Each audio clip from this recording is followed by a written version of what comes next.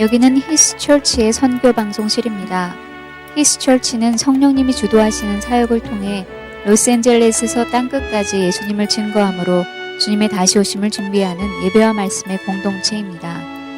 많은 은혜를 받으시기 바랍니다.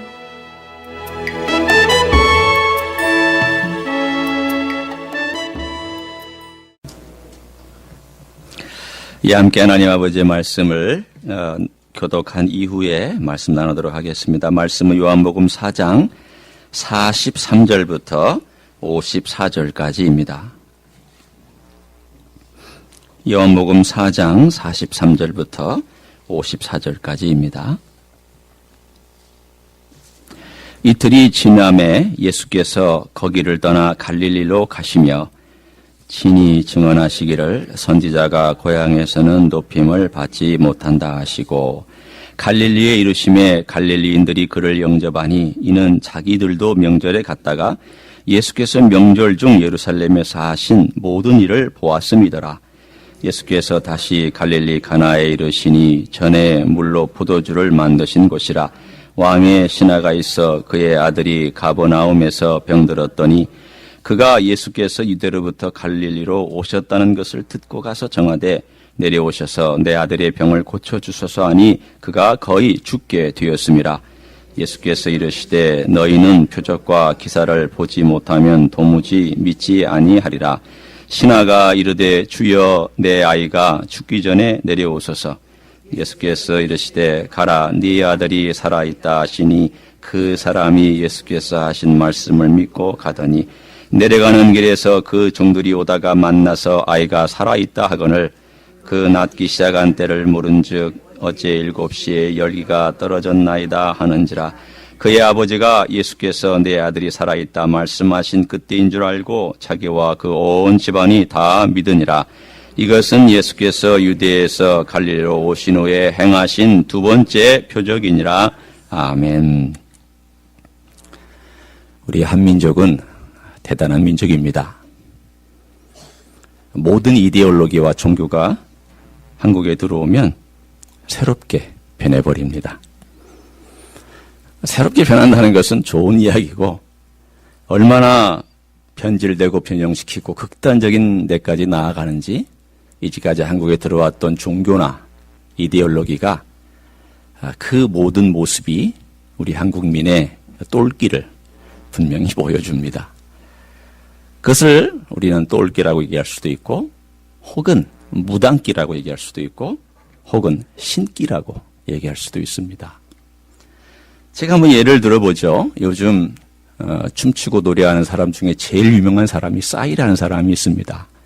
근데 싸이를 가만히 보고 있으면 보통 인간적인 그러한 끼 가지고는 되지 않는 신바람이 있는 듯한 느낌을 받습니다. 그 사람을 보는 순간 보통 저것은 보통이 아니다라는 생각을 합니다. 그러나 이것은 우리가 자체하고 제가 예를 들어 볼게요. 공산주의가 한반도에 들어와서 어떻게 변질되고 어떻게 변했습니까? 거짓과 공포의 공산주의로. 아마도 레닌과 마르크스가 지금 살아있다면 이 북한에 있는 공산주의를 보면서 아마도 혀를 끌끌끌 찰 것입니다. 유교는 어떻습니까? 이런 500년 동안 조선시대 500년 동안 우리 한민족을 감싸 안고 있었던 유교가 어느 정도까지 한국 사람들을 붙잡고 있었느냐. 명나라가 멸망한 지 100년이 지난 다음에도 조선에서 여전히 명나라와 명나라 황제를 위해서 제사를 지낼 정도로 유교가 머릿속에 가득 잡혀 있었습니다. 100년 전에 멸망해버린 명나라를 위해서 그 유교와 제사를 드리고 있었습니다. 얼마나 철저하게 유교를 믿었습니까? 아마도 공전 선생이 와서 나도 이런 유교를 만든 적이 없다 라고 얘기할 것입니다. 불교는 어떻습니까? 불교는 한국에 들어와서 토속신앙하고 합쳐졌죠. 점치죠. 풍수지리하고도 합쳐졌죠. 어느 곳에 가서 이렇게 사찰에 가보면 그 사찰의 기와장마다 이름이 다 써 있습니다. 뭐냐고 물어보면 이거 시주하신 분들 다 이름이고 요거 내면 복 받는다고 합니다. 기복신앙이죠. 물론 그렇게 추구하지 않은 사람도 있지만 변질됐습니다. 기독교는 어떨까요? 기독교 현재 많이 됐습니다. 결국은 대한민국에 와서 복 받는 것, 성공하는 것, 이런 것들로 인해서 대한민국의 많은 사람들이 어떤 의미에서 보면은 기독교는, 불교는 전통 부자고 기독교는 신흥 부자입니다. 너무 갑자기 부자가 돼서 도대체 어떻게 해야 될지를 알지 모르는 가운데 오로지 성공하고 복을 받고 목회자마저도 좋은 차를 타고 다녀야 성공한 CEO다라는 명칭을 받는 그러한 것들이 어떤 의미에서 팽배되어 있습니다. 이것은 단순히 우리의 삶 속에서 종교만을 붙들고 있는다는 의미가 아니라 종교의 그 내용이 뭐냐를 잘 모르고 있는 삶의 모습 때문입니다. 무당적 색출할 수 있습니다. 무당적 색출은 다른 게 아닙니다. 뭘까요? 나를 위해 존재하는 종교입니다. 나의 욕심과 나의 쾌락과 나의 기쁨과 나의 즐거움을 위해서 종교가 존재하면 그건 무당입니다. 그럼 그러한 이야기가 성경에 있을까요? 있습니다. 오늘 여러분이 읽은 본문 가운데 있습니다. 주님께서 갈릴리 가나에서 기적을 행하신 다음 유대를 갔다가 그리고 다시 고향 땅 갈릴리로 돌아오셨습니다. 그랬더니 갈릴리 사람들이 갑자기 환영을 하는 겁니다. 웬일일까요? 환영을 하는 이유가 뭘까요? 오늘 본문에 말씀하기를 그들이 갈릴리에서 행한 일을 본 것이 아니라 오늘 유대 땅 예루살렘에서 행한 일을 보았다고 말씀하고 있습니다. 45절에 이렇게 말씀합니다. 갈릴리 이르심에 갈릴리인들이 그를 영접하니 이는 자기들도 명절에 갔다가 예수께서 명절 중 예루살렘에서 하신 모든 일을 보았음이더라 라고 말씀하고 있습니다. 그런데 사뭇 이 보았다는 것이 그냥 아주 중성적인 언어긴 하지만 이 내용 가운데는 네거티브한 부정적인 의미가 들어있는 것은 그 위에 예수님 하신 말씀 때문입니다. 선지자가 고향에서는 높임을 받지 못한다 하시고라는 말씀을 이미 던지셨습니다. 그 이야기는 무슨 뜻이냐면 이들이 나를 영접한 것은 내가 누군가를 알고 싶어서 영접하는 것이 아니다. 내가 어떠한 본질을 가지고 있는지를 보고 싶어서가 아니다. 그들이 뭐 때문에 날 영접했겠느냐는 거예요. 기적 보고 싶어서 영접하는 것이다라는 거예요. 자기들의 욕심과 호기심과 자기들이 원하는 것들을 채워줄까 해서 나를 기다리고 있었던 것이다라고 주님은 분명히 말씀하고 계셨습니다. 이것이 뭘까요? 무당과 비슷한 종교지요. 나를 위해서 존재하는 것을 말하고 있습니다. 그렇다면 오늘 주님께서는 이 사건을 통하여서 우리들에게 뭘 말씀할까요? 어떻게 생각하면 단순한 사건입니다. 왕의 신하가 와서 왕의 그 신하의 아들이 낳았다. 아주 심플한 스토리죠. 이 심플한 스토리가 왜 이 사건하고 같이 맞물려서 거기에 존재하냔 말이에요. 오늘 이야기를 잠깐 소개합니다. 왕의 신하는 헤롯 안티파스의 신하입니다. 갈릴리 지방을 다스리고 있었던, 이 갈릴리와 그 지방을 다스리고 있었던 왕, 로마의 아래에서 다스리고 있었던 분봉왕의 신하였습니다. 아쉬울 게 없습니다. 권력이 있습니다. 돈이 있습니다. 지위 있습니다. 모든 명예 있습니다. 가지고 싶은 거 가질 수 있습니다. 사람들 부립니다. 우리가 생각하면 요즘 말로 얘기하면 성공한 사람입니다. 그런데 이 성공한 사람에게 한 가지 너무나도 아쉬운 게 있었습니다. 그것이 뭐냐? 아들이 죽어가고 있었던 것입니다. 이 아들은 어쩌면 외아들일 가능성이 높은 이 아들은 해지중지 키웠습니다. 바람이 불면 날아갈까, 혹시라도 어떤 병에 걸릴까, 이 아이를 위해서 좋은 거 먹이고 모든 선생님 붙이고 해줄 수 있는 건 다 해줬습니다. 그러나 생명은 하나님께 있는 것이므로 아무리 아버지가 최선을 다했지만 이 아들이 죽어가는 것을 막을 수가 없었는데 어느 날 소문이 들려옵니다. 기적을 행하는 미러클 워커가 저 예루살렘에 가서 기적을 행하였는데 우리 이 갈릴리 지방에 와 있다더라. 어디에 와 있는가 물어봤더니 가나라고 하는 그 지방에 와 있다더라. 가나를 가만히 생각해 보니까 가버나움에서 가나까지는 20마일입니다. 그래서 그 얘기를 듣는 순간 헐레벌떡 뛰어서 20마일을 갔습니다. 여러분, 아버지라면 그거 합니다. 여기 아버지들 계시지만 저는 분명히 확신하는 것은 이 히스기어에 있는 아버지들은 다 그렇게 할 것이라고 생각합니다. 20마일까지 건 아무것도 아닙니다. 저라도 아들이 살 수만 있다면 20마일이 아니라 40마일이라도 그냥 마라톤처럼 제가 뛰어가서 아마 그렇게 호소하려고 할 것입니다. 20마일 왔습니다. 그리고 20마일 와서 주님께 말씀합니다.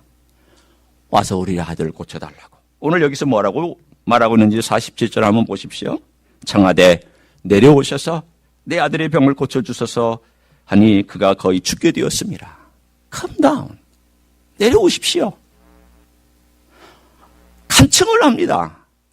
그때 주님께서 이 이야기를 듣는 순간 한마디를 툭 하고 던지셨습니다. 때로 가만히 예수님께서 던지시는 말씀을 들으면 꼭 시비를 거는 듯한 느낌을 받아요. 아니나 다를까 주님 시비 걸고 있어요. 왜 시비 걸고 있을까요? 오늘 이야기는 아주 절묘하게 주님께서 태클을 걸고 있는 이 이야기를 우리가 이해할 수 있어야 그 다음에 풀려나가기 시작을 합니다. 다른 게 아닙니다. 너희는, 이 너희는은 복수인데 이 너희이란 말은 아까 유에 있었던 갈릴리 사람들이 그 기적을 보았다는 것과 바로 그것을 보고자 찾아온 너도 역시 그렇다라는 이 의미가 함축되어 있는데 너희는 표적과 기사를 보지 못하면 도무지 믿지 아니하리라. 여기 주님께서 쓰신 말씀이 있습니다. 보지 아니한다, 봐야만 믿는다 이 말인데 오늘 믿지 아니하리라 이 말씀에는 이걸 제가 긍정적인 문장으로 바꾸면 너희는 오직 표적과 기사를 봐야만 믿을 것이다. 그런 말입니다.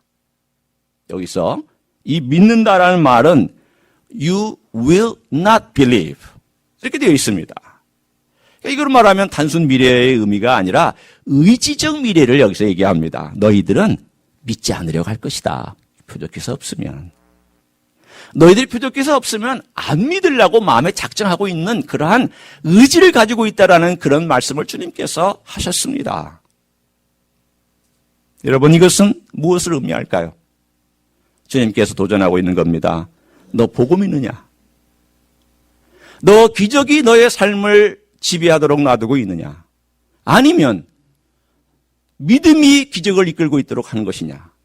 기적이 믿음을 이끌고 있다면 그것은 얄팍한 믿음이고 믿음이 기적을 이끌고 있다면 그것은 성장하거나 깊은 믿음입니다. 오늘 주님께서 말씀하시기를 너가 과연 나를 찾아와서 기적을 행해달라고 네 아들을 살려달라고 그렇게 얘기하고 있다. 나 너에게 도전한다. 부러지 얘기하자면 너 기적 보고 그리고 그것을 의지하고 너 살아가는 믿음 가질 그렇게 살겠느냐고. 사실은 지금 다급해 죽겠는 아버지에게 한시라도 좀 빨리 오셔서 문제를 해결해 주어야 되는 그 급한 시간에 주님께서 믿음을 얘기하고 있으니 이게 얼마나 답답한 일일까요? 그때에 이 왕의 신하의 살짝 달라진 모습이 보입니다. 자, 오늘 여기에 두 번째 왕의 신하가 대답을 합니다. 49절입니다. 주여, 주여, 내 아이가 죽기 전에 내려오소서. 아직 완전히 예수님의 뜻을 얼마나 이해했는지는 우리가 모르지만 적어도 이 왕의 신하가 무언가 그 삶의 모습 속에서 내가 붙잡고 내가 원하는 어떤 그 삶의 위치에서 더 내려와서 가장 낮은 자리에서 주여라고 바라보고 있으면서 그러나 자기의 원하였던 제목은 그대로 알려주고 있는 것을 알 수가 있습니다. 마음을 여는 거예요. 다 열지는 않았지만 조금이라도 열고 주여라고 낮은 자리에 와서 예수님께 요청하고 있는 이 간절한 마음을 주님께서 두 번째 들으셨습니다. 그리고 나서 두 번째 도전하십니다. 뭐라고 도전하냐면 가라. 내 아들이 살 것이다. 오늘 우리말로는 살아있다라는 말로 표현했어요.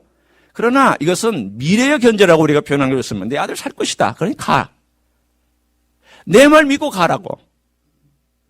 너가 기적을 보고 내가 꼭 내려가서 너의 아들을 치료한 것을 기대하지 말고 내가 말한 걸 믿고 가라. 오늘 주님께서 이 가라라고 하는 이 말씀 속에는 내려와 달라고 하는 come down, 주님 come down 해달라고 그러는데 주님께서는 내려가시지 않고 go, 가라 그렇게 말씀하셨어요. 이것은 주님께서 가시지 않겠다는 뜻일까요? 아닙니다. 주님은 이미 가버나움에 갔다 오셨습니다. 요한복음 1장 14절에 말씀하기를 말씀이 육신이 되어 우리 가운데 거하시며 우리가 그의 영광을 보니 아버지의 독생자의 영광이요 은혜와 진리가 충만하더라 라고 말씀하고 있습니다. 예수님은 이미 자기를 찾아와서 그 은혜의 날개 아래 머물기를 원하고 도움받기를 원하는 그 사람의 필요에 대해서 주님 몰라라 하시지 않았어요. 이미 방문하셨어요. 내가 너와 함께하고 죽어가는 네 아들과 이미 함께해서 네 아들의 생명을 내가 살린다. 내가 너에게 은혜를 끼친다. 뿐만 아니라 내가 너에게 은혜를 끼치지만 내가 진리의 말로 너 내 말 듣느냐? 보고 믿느냐? 믿기 때문에 기적을 보느냐? 너 어느 것 선택하겠느냐? 진리라고 하는 것, 이것은 예수님께서 하신 이 말씀을 오늘 여기서 얘기합니다. 예수님은 자기 자신을 위해서는 기적을 행하시지 않으셨어요.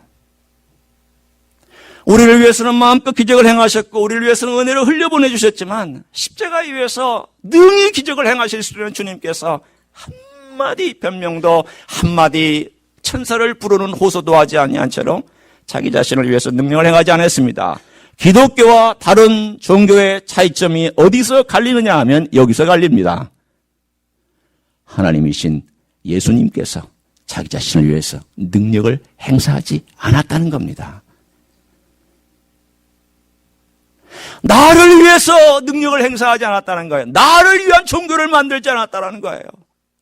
내가 뭘 누리고 내가 뭘 갖고 내가 뭘 소유하고 내가 무언가 군림할 수 있는 그것이 기독교의 본질이 아니라는 것을 주님은 말씀하셨어요. 나 너희 살린다. 너를 위해서 능력 행한다. 너를 위해서 좋은 거 주고 은혜 빌려주겠다. 나를 위해서는 나 죽음까지도 너를 위해서 내가 준다. 이런 종교가 어디 있습니까? 이 기독교의 본질입니다. 오늘 이 짤막한 스토리 가운데서는 주님께서 가라 네 아들이 살아있다라고 말씀하신 이 메시지 가운데 주님은 아들을 살렸지만 자기 자신의 목숨을 살리지 않았던 것이요. 아들을 위해서 은혜를 베풀고 진리를 말씀을 전해줬지만 자기 자신을 위해서는 한마디 말도 안 하시고 자기 자신을 위해서는 은혜의 은자도 끊지 아니하셨던 이 길을 그가 걸어가셨던 이 놀라운 삶을 던져주고 있습니다.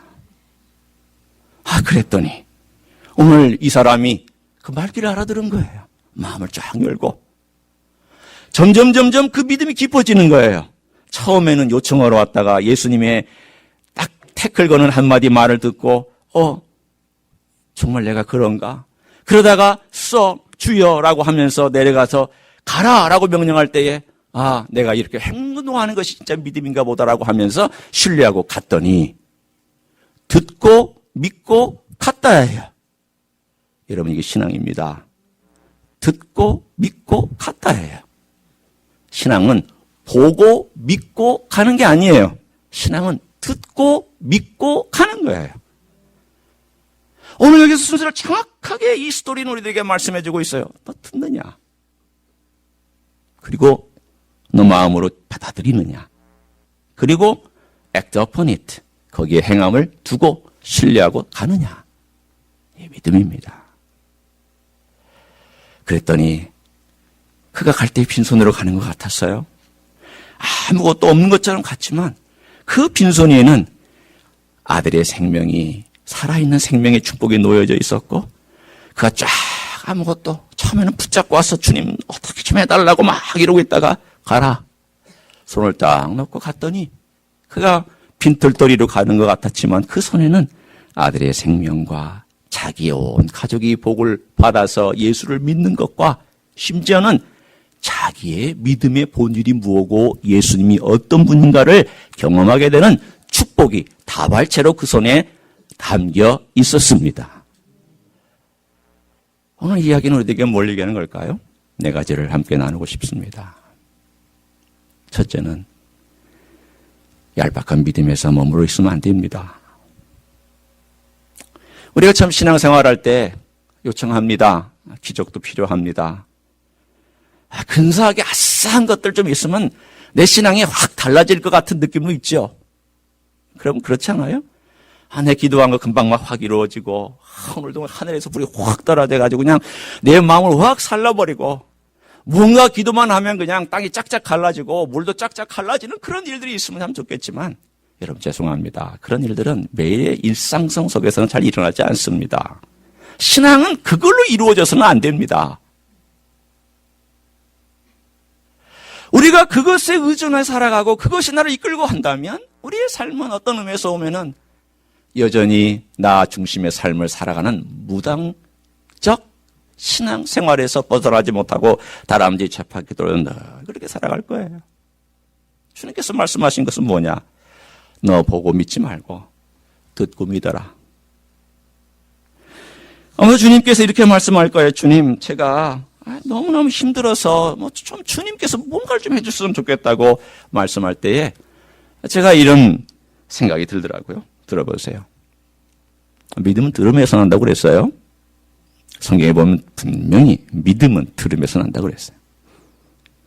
내가 너에게 얼마나 많이 다가와서 말했는지 아느냐.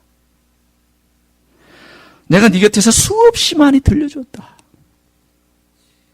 너의 기회에 대하여 그리고 나에 대하여 무수하게 얘기해 줬다.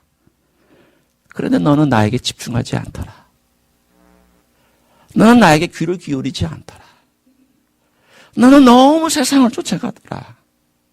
너는 너무 화려한 것들에 너의 눈이 가 있더라.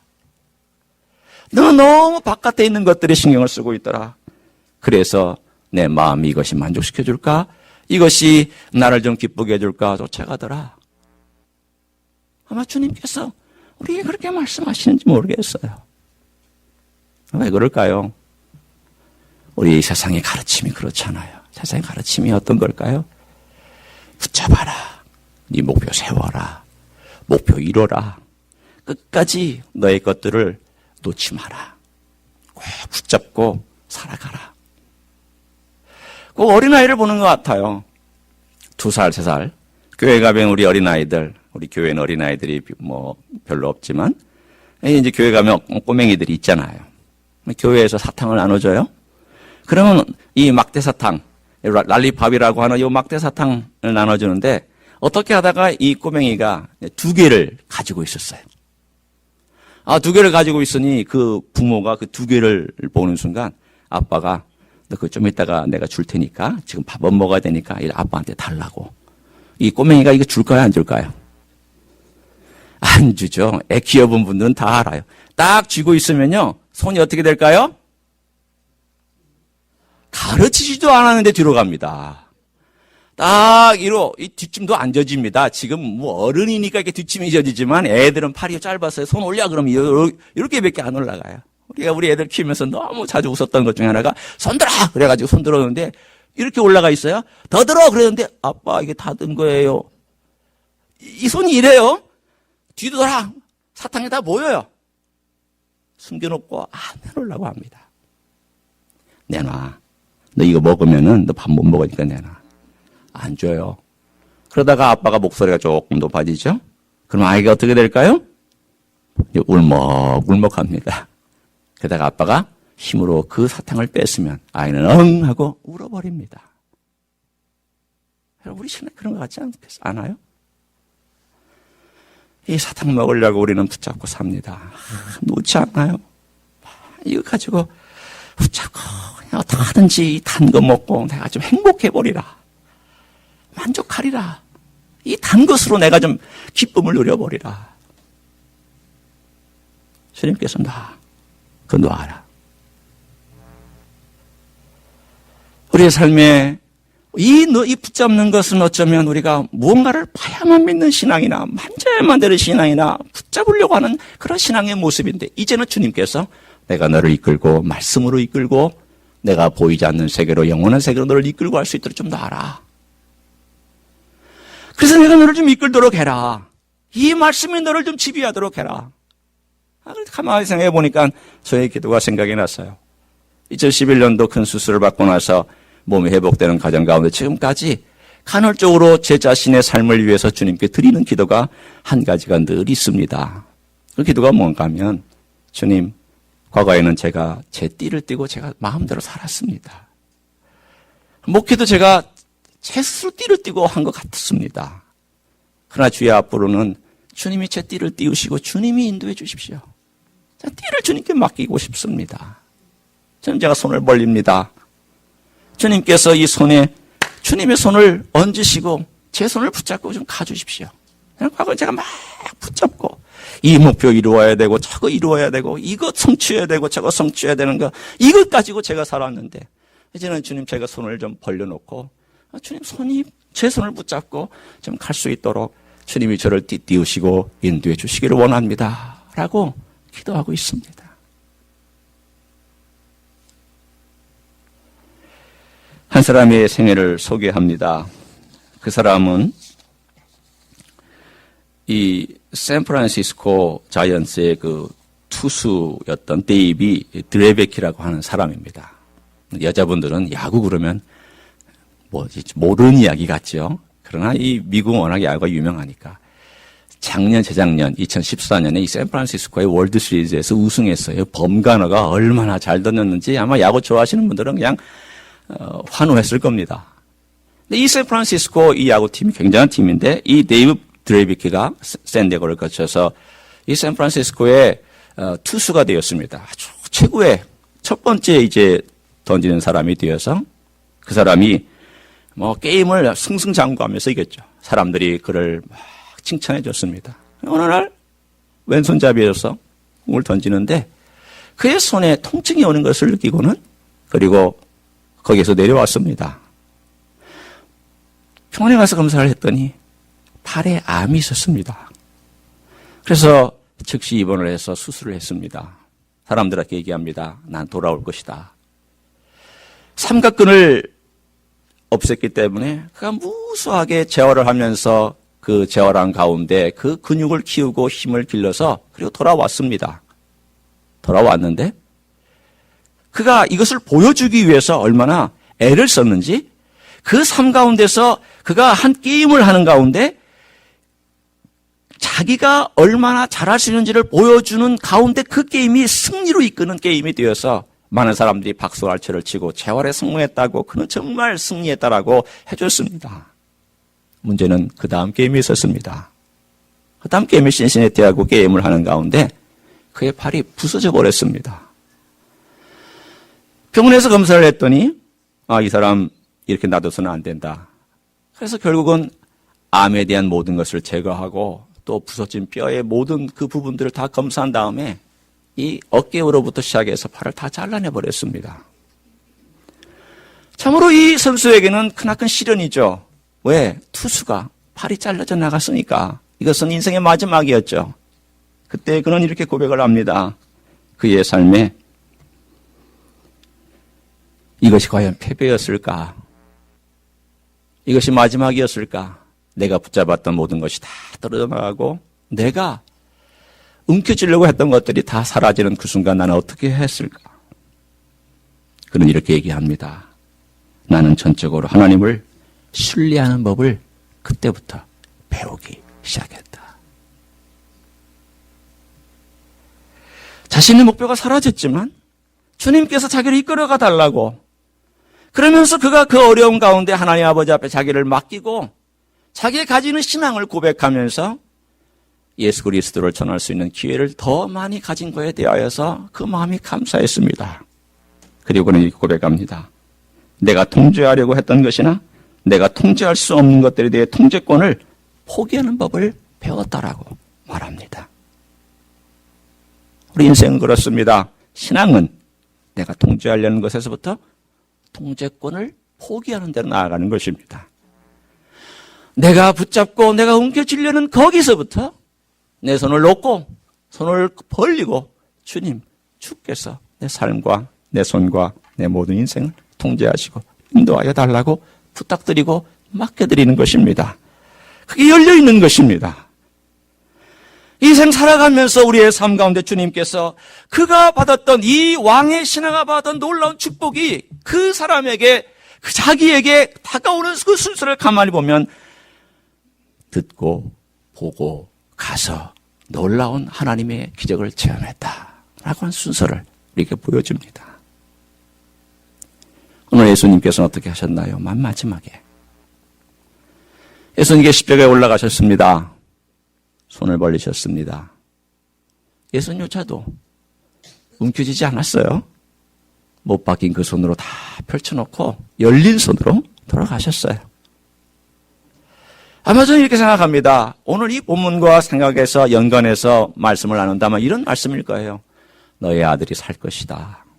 그분의 열린 손으로 이렇게 말씀하시면 모든 인류의 아들들이 살 것이다.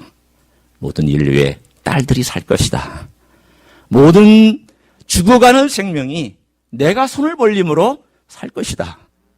내가 못 박힘으로 내가 손을 벌려서 하나님 아버지 앞에 맡김으로 모든 것을 그분께 드림으로 네가 살 것이다. 이게 기독교입니다. 이게 축복입니다. 이것이 진짜 기독교의 본질입니다. 우리 하나님 아버지 앞에 우리 주님 앞에 맡겨드리고 우리 여행길 가다가 때로는 지치죠. 힘들죠. 때로는 잘 안 보여요. 어디로 가야 될지 모르겠어요. 때로는 힘든 일들 갑자기 닥칩니다. 쉽게 해결 안 될 때도 있습니다. 어떻게 하시겠어요? 한 가지밖에 없습니다. 주님, 이것도 주님께 맡깁니다. 이것도 주님의 통치 아래 맡깁니다. 이것도 주님의 주권 아래 맡깁니다. 주님이 내 손 붙잡고 목적지까지 인도해 주시기를 저는 기대합니다. 여러분, 그게 소망이에요. 소망은 내가 원하는 걸 이루는 게 소망이 아니라 주님께 맡기고 신뢰하고 그분의 인격을 믿고 가는 게 소망입니다. 이런 소망의 삶, 신뢰의 삶, 우리 주님을 알아가고 이제 열어놓고 걸어가는 삶이 되시기를 예수님의 이름으로 축원합니다. 기도하겠습니다.